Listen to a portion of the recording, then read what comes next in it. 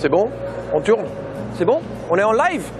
Chers spectateurs, bienvenue sur ce Facebook Live en direct du Salon de l'Automobile 2017. Ce quart d'heure, vous pouvez découvrir toutes les exclusivités qu'on peut vous offrir sur le stand de Volkswagen. Et il faut savoir qu'il y en a pas mal. Même à la fin de cette émission, vous avez l'occasion d'avoir des réponses à vos questions. Donc vous pouvez toujours les mentionner ici en dessous du petit film. Et c'est vrai que moi je ne serai pas seul à répondre à vos questions. Non, il y a quelqu'un qui va m'accompagner. Bonjour, Jean-Marc Pontville. Bonjour Ben, tout va bien? Vous êtes le porte-parole de Volkswagen. Oui, tout à fait. Et expliquez-moi, est-ce que vous êtes content d'ouvrir ce salon? Parce que le salon vient d'ouvrir il y a quelques minutes. Hein.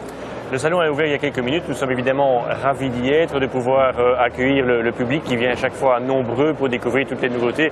Le salon est un moment extrêmement important dans l'année automobile. C'est même le plus important. C'est le début des ventes, le début des conditions spéciales et surtout un rendez-vous magnifique avec tous nos clients. Donc nous sommes absolument ravis. Ravis, super. Sacré stand. Il y a combien de mètres carrés que vous avez mis ici? 2500 mètres carrés de stands sur lesquels vont travailler 100 personnes complémentaires par rapport à l'équipe de Volkswagen qui est déjà en place.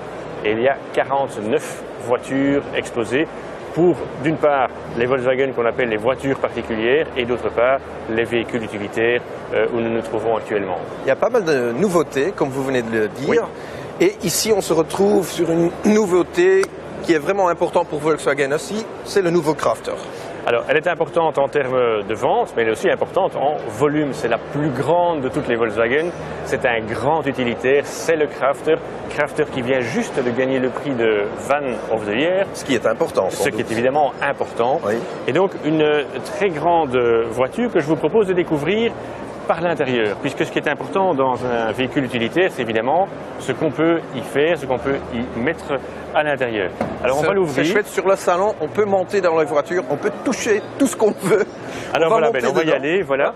Alors, quelques aspects intéressants. D'abord, on a ici un plancher particulier. C'est un plancher sur mesure qui est monté dans nos ateliers, antidérapant, avec des points de fixation. Des points de fixation comme celui-ci aussi, par exemple, pour fixer de la charge. Oui. Et il va protéger le plancher de la voiture.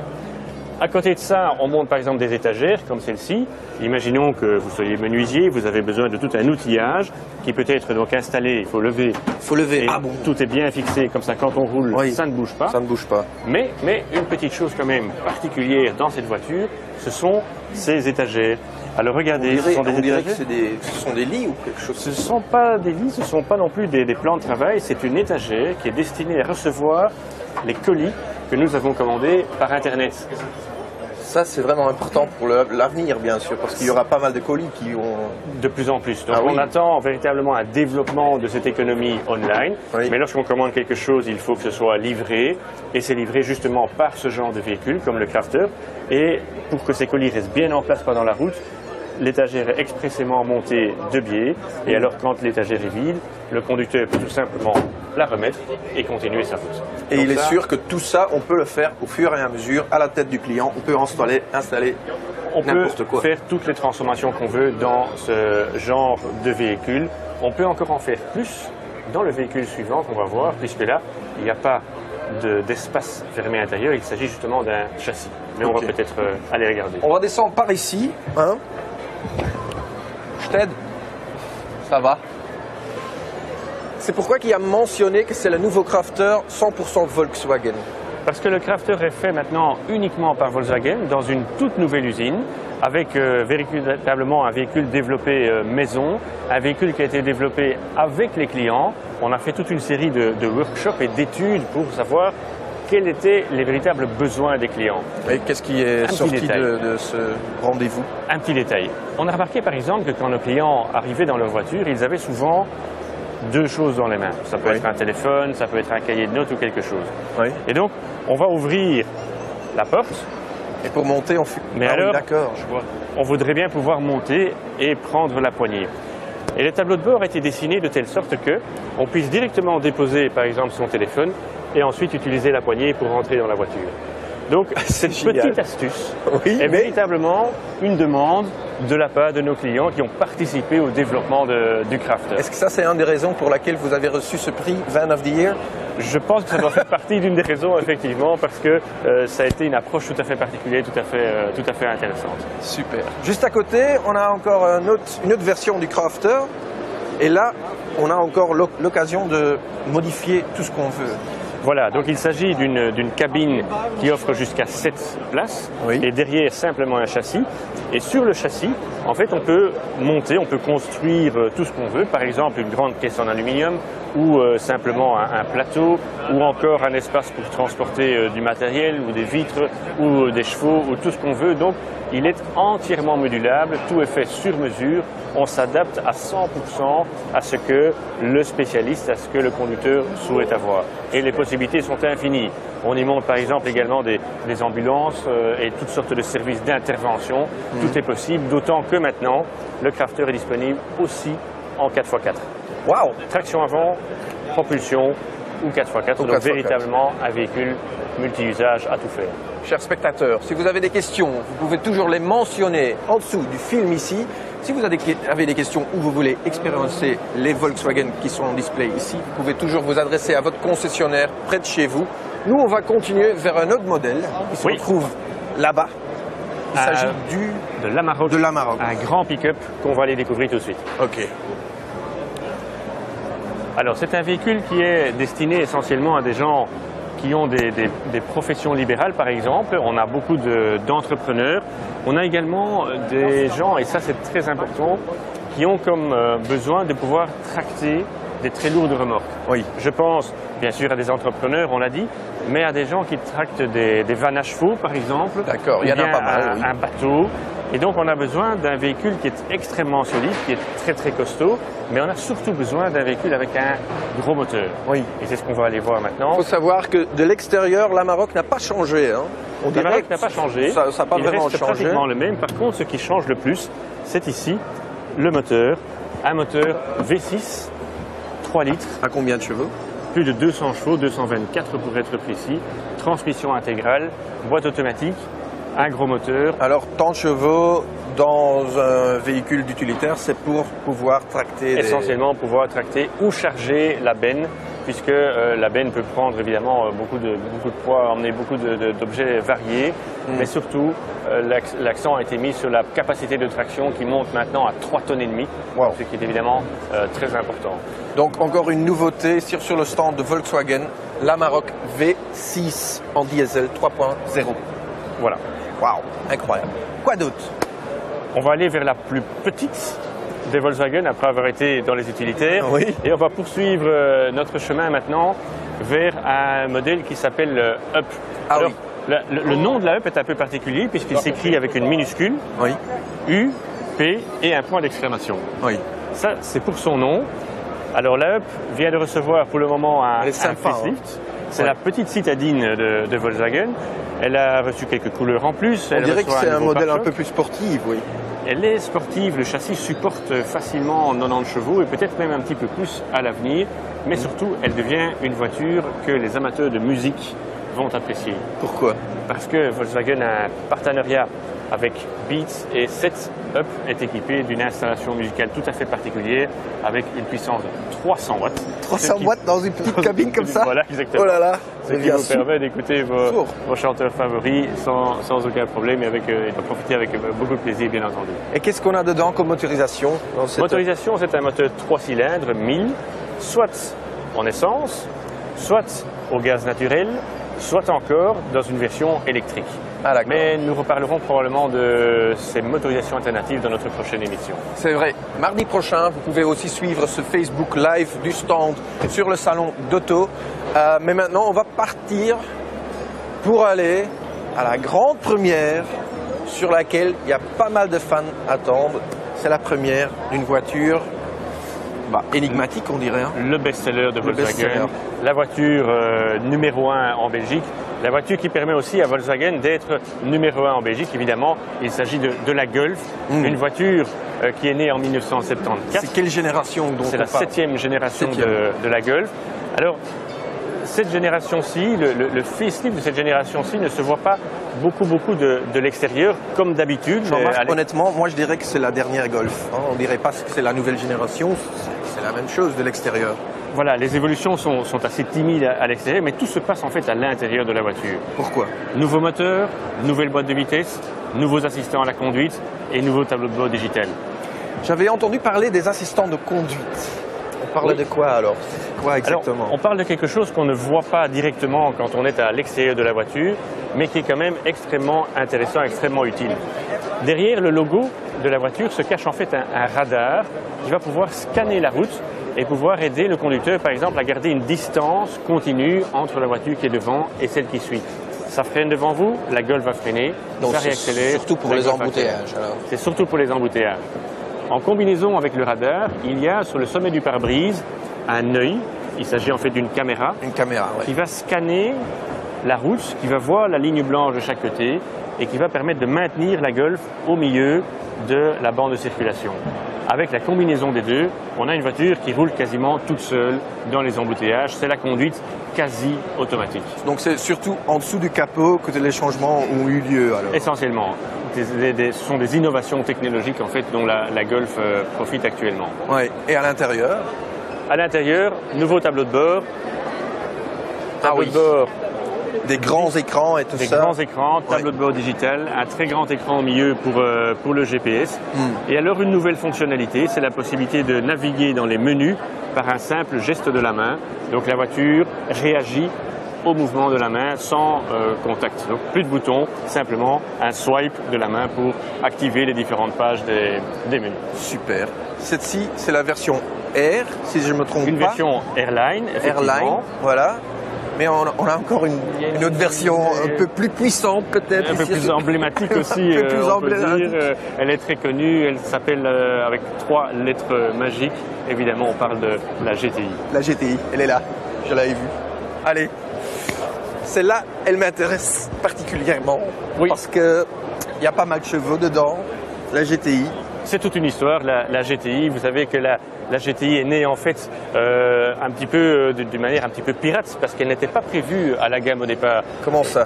C'est-à-dire que Volkswagen avait prévu toute une série de versions avec des moteurs plus sages, mais les ingénieurs qui ont développé la Golf avaient tellement de passion en eux pour cette voiture qu'ils ont sorti une voiture des chaînes de montage, ils l'ont mis dans leur garage, ils ont travaillé dessus, ils l'ont rendu plus sportive, ils ont changé la suspension, augmenté la puissance du moteur et ils sont revenus ensuite la présenter à la direction de Volkswagen qui a dit mais c'est fantastique comme voiture, oui. On voudrait la voir et elle a commencé sa carrière. C'était en quelle année qu'on a fait ça? 1976 oui. Au salon de Francfort.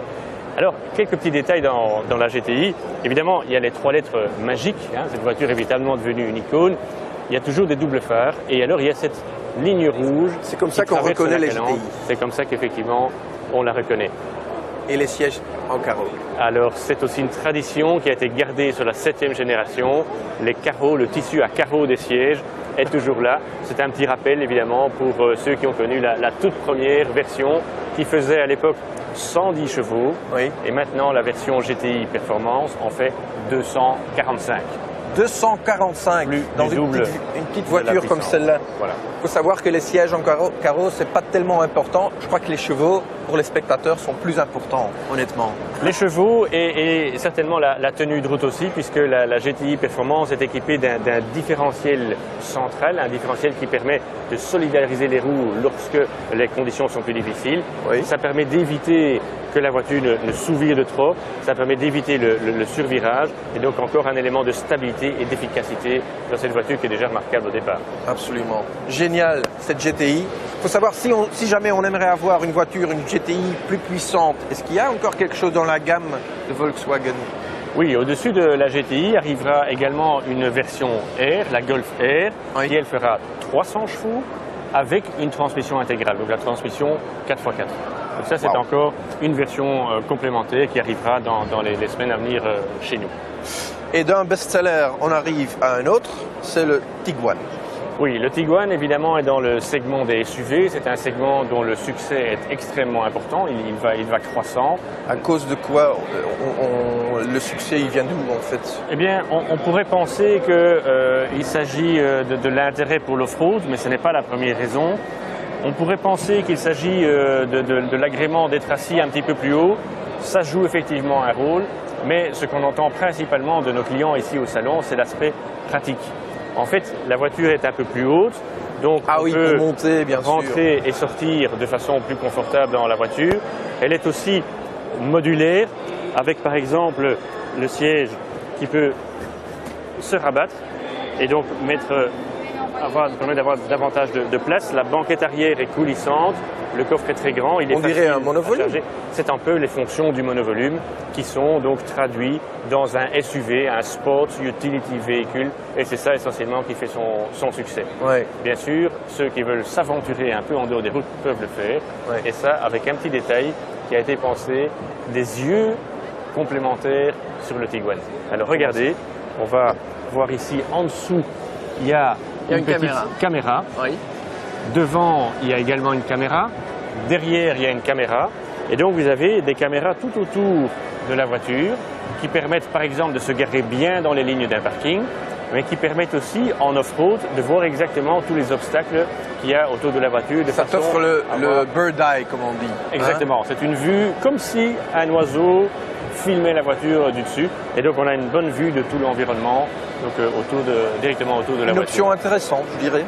Certainement intéressant. En tout cas, c'est une bonne aide à la conduite aussi.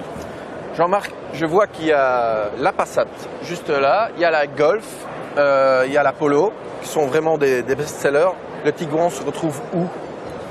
Alors traditionnellement, chez nous en Belgique, le best-seller est la Golf. Ensuite viennent la Passat ou la Polo et le Tiguan juste après.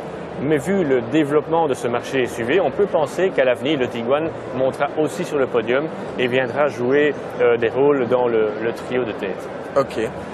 Chers spectateurs, pour vous, j'aimerais encore mentionner que vous pouvez toujours laisser vos questions en dessous du vidéo. On va essayer de répondre dans quelques instants. Maintenant, on va où, Jean-Marc? On va essayer d'arriver jusqu'au California. On précise peut-être juste encore avant de quitter le Tiguan que avant l'été arrivera une version allongée du Tiguan avec 7 places. Attention. Donc ça va renforcer la possibilité de développer ce marché des SUV ici chez nous. Ah, génial. Et celle-là aussi, on peut la faire en utilitaire.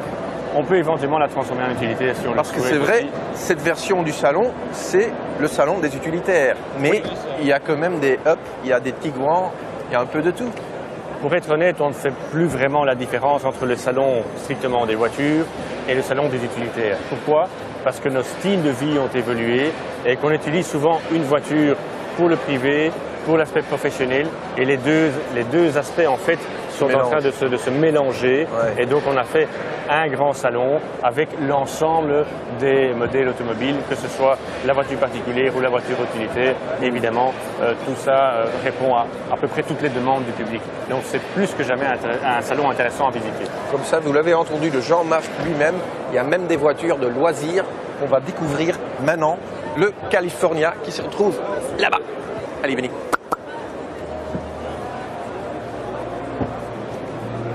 Alors il y a déjà beaucoup de monde sur le salon. Pardon. Le public est déjà là en masse, donc on va se frayer un chemin jusqu'à une véritable voiture de loisir, le California, la voiture de rêve pour partir en vacances et pourquoi pas faire le tour du monde, puisque vous savez que le minibus de Volkswagen, qui porte aussi le nom de Bully, ce bus, en fait, on le retrouve sur toutes les routes du monde, sur toutes les pistes du monde.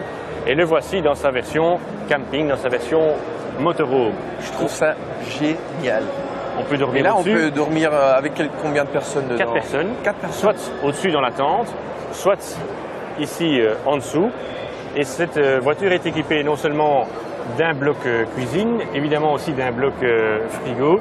Comme vous voyez, les sièges peuvent se tourner et dans le haillon de la voiture, on trouve ça, c'est inclus. C'est inclus, c'est dans la voiture, tout à fait. Et donc voilà. On va prendre place. On va prendre place, mesdames et messieurs, mes chers spectateurs, pour répondre à vos questions. Donc il y a Romano, pour commencer, cher Jean-Marc, Romano qui demande, il va venir aussi une nouvelle GTD ou une RTDI? Alors GTD, elle est au programme effectivement, donc elle l'était dans la précédente version, et une nouvelle GTD est effectivement prévue. Alors ces modèles vont arriver avant l'été, donc elles vont être commandables dans les semaines qui viennent. Il faudra encore un tout petit peu de patience pour en connaître toutes les caractéristiques. Oui. Encore une question de Jurian. Bonjour, on dit que c'est un salon utilitaire. Est-ce que ça veut dire que c'est un petit salon? Je crois que on dirait pas que c'est petit, hein, si on voit les mesures du stand ici. Alors le salon en termes de surface occupe à peu près donc le même nombre de mètres carrés. Simplement, il y a un salon où il y a davantage de véhicules utilitaires et il y a un salon où il y a davantage de véhicules particuliers. Mais en tout cas, vous y trouverez effectivement les grandes camionnettes, mais aussi les voitures sportives, les voitures de rêve, un dream car, voire même mieux, à la fin du salon. Et donc vous trouverez absolument des voitures pour tous les goûts, pour toutes les utilisations et pour toutes les envies. Merci Jean-Marc. Alors, prochaine question. l'Amarok est-il considéré comme utilitaire? Question de Grégory. Oui, l'Amarok est un véhicule utilitaire, donc ça veut dire fiscalement extrêmement intéressant puisque les taxes sont réduites sur ce genre de voiture et on peut rentrer dedans avec 5 personnes, bien sûr. Oui. Et pour la transformer en utilitaire, il n'y a pas grand-chose qu'il faut faire quand même. Elle est utilitaire. Elle est utilitaire. Oui, puisque c'est un pick-up et c'est considéré effectivement comme une voiture utilitaire. Ok. Laurent, il nous pose la question. Est-ce que Volkswagen n'utilise que des moteurs VW dans ses voitures? Alors, oui et non. Oui, dans la mesure où les moteurs sont fabriqués par Volkswagen. Mais vous le savez, Volkswagen, c'est une marque, mais c'est aussi un groupe de 13 marques maintenant, oui, avec évidemment des synergies entre marques. Donc Volkswagen, Audi, Seat et Skoda par exemple, travaillent ensemble et développent des moteurs pour l'entièreté du groupe et partagent les meilleures solutions entre chacune. Bien sûr, Volkswagen a ce site particulier que la marque garde un rôle d'innovation. Volkswagen est le trendsetter, Volkswagen est celui qui est en avance, Volkswagen innove et donc les nouveautés et disons les vont d'abord être chez Volkswagen et puis chez les autres partenaires. Chez Volkswagen, mais il y a quand même des modèles comme par exemple la GTI ou comme le bus qui sont exclusivement Volkswagen. Ça va. Et alors, la dernière question, Laura se demande, est-ce qu'il va y avoir une version XL du Tiguan? Oui, une version XL du Tiguan qu'on va appeler All Space est prévue. Elle arrivera chez nous aussi avant les grandes vacances et permettra d'emporter jusqu'à 7 personnes. Donc ce sera une voiture à 7 places. Oui, alors Jean-Marc, on est à la fin. Maintenant, on arrive à la fin. Mesdames et messieurs, si vous avez encore des questions, n'hésitez pas à les poser ici en dessous du film. Et bien sûr, moi j'aimerais vous voir le mardi prochain pour une autre émission de Facebook Live sur le stand de Volkswagen. Merci de nous rejoindre et à la prochaine. Merci à vous. Ciao.